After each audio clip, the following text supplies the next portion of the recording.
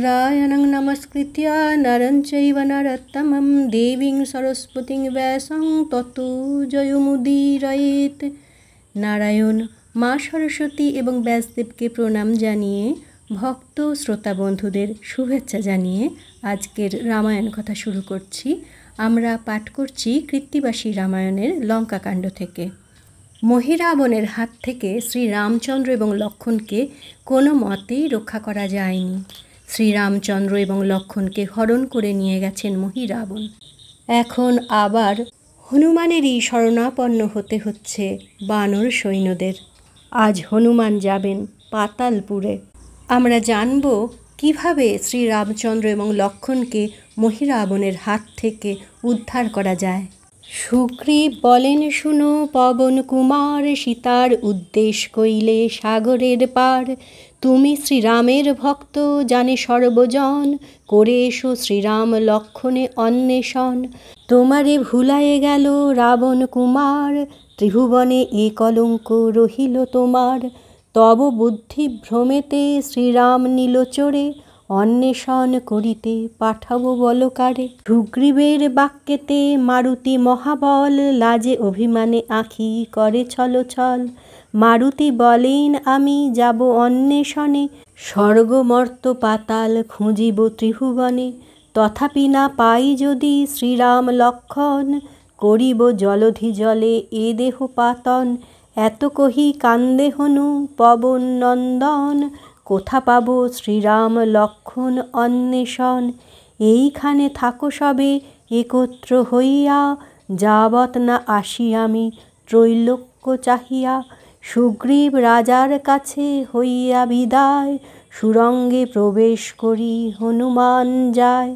যে পথে লক্ষ্মণ রামে হরেছে রাক্ষসে, সেই পথে গেল বীর চক্ষুর নিমিষে। পাতালেতে গিয়া দেখে সূর্যের প্রকাশ, বিচিত্র নির্মাণ পুরী যেমন কৈলাস। আশ্চর্য লাগছে না? পাতালপুরীতে কি করে সূর্য রয়েছেন? তাহলে আমাদের পূর্ব পাঠে যেতে হয়, যেখানে ব্রহ্মার বরে রাবণের বলিয়ান হয়ে ওঠার কথা রয়েছে। আমরা এখানে জেনে নেব হনুমান পাতালপুরীতে কি কি দর্শন করলেন। প্রথমে দেখিল বালি রাজার বসতি, পুণ্যতীর্থ গঙ্গা দেখে নামে ভোগবতী। হয়তো জানা আছে পাতালে গঙ্গার নাম ভোগবতী। মহাতপবনে দেখে কত মুনি ঋষি, নাগিনী যক্ষিণী যত পরম রূপসী। চতুর্ভুজ দ্বিভুজ অশেষ রূপী লোক, জরা মৃত্যু নাহি তথা নাহি রোগ শোক। 3 কোটি পুরুষে কপিল মুনি বৈশে, পরমা সুন্দরী কত দেখে আশেপাশে। বিচিত্র নির্মাণ দেখে কত তীর্থস্থান, সেথা রাম লক্ষ্মণের না পান সন্ধান। সকল পাতালপুরী ভ্রমে একে একে, মহিরাবণের পুরী দেখিল সম্মুখে। ছদ্মবেশ ধরিয়া খুঁজিল সব পুরী, রাক্ষসের পুরী যেন অমর নগরী। তরিত গমনে গেল পুরীর ভিতর, পাষাণ রচিত কত দিঘি সরোবর। অসংখ্য পুরুষ নারী পরম সুন্দর, বিচিত্র নির্মাণ দেখে সুবর্ণের ঘর।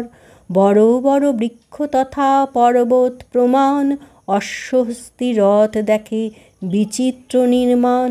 মনে মনে চিন্তা করে পবন কুমার, এই পুরে আছে রাম লক্ষ্মণ আমার। মরকট রূপে রহে বৃক্ষের উপর, বিচিত্র নির্মাণ ঘাট দেখে সরোবর।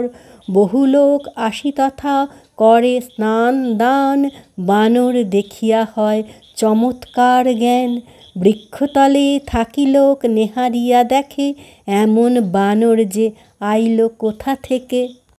আগে পাতাল সম্পর্কে কিছু বলি। ভারতীয় দর্শনে পুরাণ অনুসারে 7টি পাতাল আছে। এই পাতালগুলো হলো রসাতল, সুতল, বিতল, গহ্বরতল, মহাতল, শ্রীতল এবং পাতাল। এই পাতালগুলি সবই পৃথিবীর নিচে অবস্থিত। শেষ নাগের বাস পাতালের সর্বনিম্ন অঞ্চলে। এই জন্য বলা হলো সকল পাতালপুরী ভ্রমে একে একে। সমস্ত পাতালপুরী ভ্রমণ করার পর মহিরাবণের পুরী সামনে দেখতে পেলেন হনুমান। ছদ্মবেশ ধরিয়া খুঁজিল সব পুরী, রাক্ষসের পুরী যেন অমর নগরী। তরিত গমনে গেল পুরীর ভিতর, পাষাণ রচিত কত দিঘি সরোবর। অসংখ্য পুরুষ নারী পরম সুন্দর, বিচিত্র নির্মাণ দেখে সুবর্ণের ঘর। বড় বড় বৃক্ষ তথা পর্বত প্রমাণ, অশ্বহস্তি রথ দেখে বিচিত্র নির্মাণ। মনে মনে চিন্তা করে পবন কুমার, এই পুরে আছে রাম লক্ষ্মণ আমার। মর্কট রূপে রহে বৃক্ষের উপর, বিচিত্র নির্মাণ ঘাট দেখে সরোবর। এই সব সরোবরে ঘাট রয়েছে যেখানে লোকজন স্নান করে। তারা কি ভাবছেন? বহু লোক আসি তথা করে স্নান দান, বানর দেখিয়া হয় চমৎকার জ্ঞান। বৃক্ষতলে থাকি লোক নেহারিয়া দেখে, এমন বানর যে আইল কোথা থেকে। হনুমান তো আর 5টা বানরের মতো সাধারণ নন, তাই জন্য তারা চান করতে গিয়ে ভাবছেন যে এমন বানর কোথা থেকে এলো। একজন ছিল তথা বৃদ্ধ চিরজীবী, বানর দেখিয়া বৃদ্ধা মনে মনে ভাবি। বৃদ্ধা বলে, শুনো সবে আমার বচন, পূর্বের বৃত্তান্ত কথা শুনো দিয়ামন। করিল বিস্তর তপ মহি মহারাজা, বিস্তর প্রকারে কইল মহামায়া পূজা। বিস্তর করিল পূজা বহু উপবাস, অমর হইতে রাজা ছিল বড় আশ। অমর হইতে দেবী নাহি দিল বর, দেবী বলে অন্য বর চাহ নিশাচর।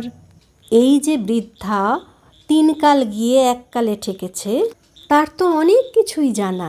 সেই বৃদ্ধা মহিরাবণের কথা সমস্তই এখন বলবেন। আমরা একটু একটু আগে শুনে নিয়েছি, এখন বৃদ্ধার কথা থেকে আরও বিস্তারিতভাবে জানব। ব্রহ্মা কিংবা মহাদেব কিংবা মহামায়া কেউই অমর হওয়ার বর দিতে পারেন না। মহিরাবণ মহামায়ার পূজা করেও অমরত্ব লাভ করতে পারেননি। দেবী যখন অন্য বর চাইতে বললেন, তখন মহিরাবণ কি বলেছিলেন?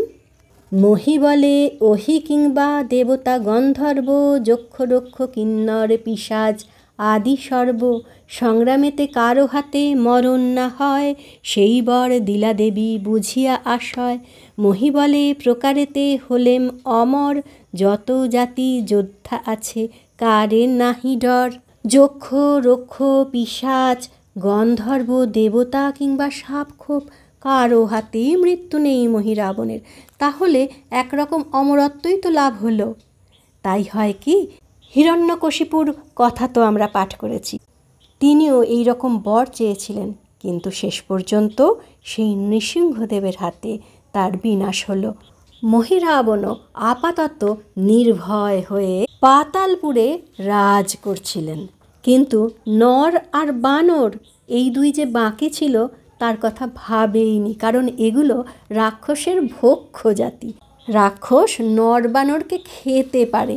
তাই মহি বলে, প্রকারেতে হলেম অমর, যত জাতি যোদ্ধা আছে কারে নাহি ডর। নর আর বানর এ 2 বাকি আছে, ভক্ষ জাতি কি করিবে রাক্ষসের কাছে। ভগবতী বলে ভয় কারো নাহি আর, নর বানরের হাতে সব অংশে সংহার। অমর নহেন রাজা জানি বিবরণ, নরকপি এলে হবে রাজার মরণ।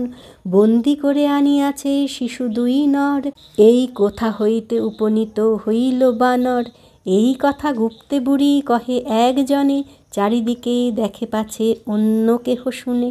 শুনিয়া হরিষ হইল পবন নন্দন, কোথায় আছেন প্রভু ভাবে মনে মন। বুড়ি চুপি চুপি একজনকে বলেছেন, কিন্তু হনুমান শুনতে পেয়ে গিয়েছেন। আনন্দিত চিত্তে এখন হনুমান শ্রী রামচন্দ্রকে খুঁজছেন, কোথায় প্রভু। হেনকালে নারী সব নগর নিবাসী, জল লইবারে আসে কক্ষেতে কলসী। এক নারী প্রাচীনা মহির পুরদাসী, তাহারে জিজ্ঞাসা করে যতেক রূপসী। রাজার বাটিতে কেন বাদ্য ভাণ্ডরোল, কেহ নাচে কেহ গায় নৃত্য কোলাহল। বৃদ্ধা নারী বলে, শুনো যতেক রূপসী, রাজার বাটির কথা কইতে ভয় বাসি। কহিতে নিষেধ আছে কহিবার নয়, প্রকাশ না করো কথা দণ্ড 4-6। জিজ্ঞাসা করিলে যদি সঙ্গোপনে বলি, মহামায়া কাছে আজি হবে নরবলি। আনিয়াছে শিশু দুটি পরম সুন্দর, না দেখি এমন রূপ অবনী ভিতর। কোন অভাগীর পুত্র দেখে ফাটে প্রাণ, দণ্ড 4-6 পরে দিবে বলিদান। বন্দি করি রাখিয়াছে সঙ্গোপনে ঘরে, রাজার বাটির কথা না কহিও কারে। মহামায়ার সামনে দুটি শিশুকে নরবলি দেয়া হবে, তাদের ধরে আনা হয়েছে এবং এই জন্যেই এই বাদ্যি বাজনা, এত কোলাহল। কিন্তু স্বয়ং বিষ্ণুর অবতারকে কি এত সহজে বিনাশ করা যায়?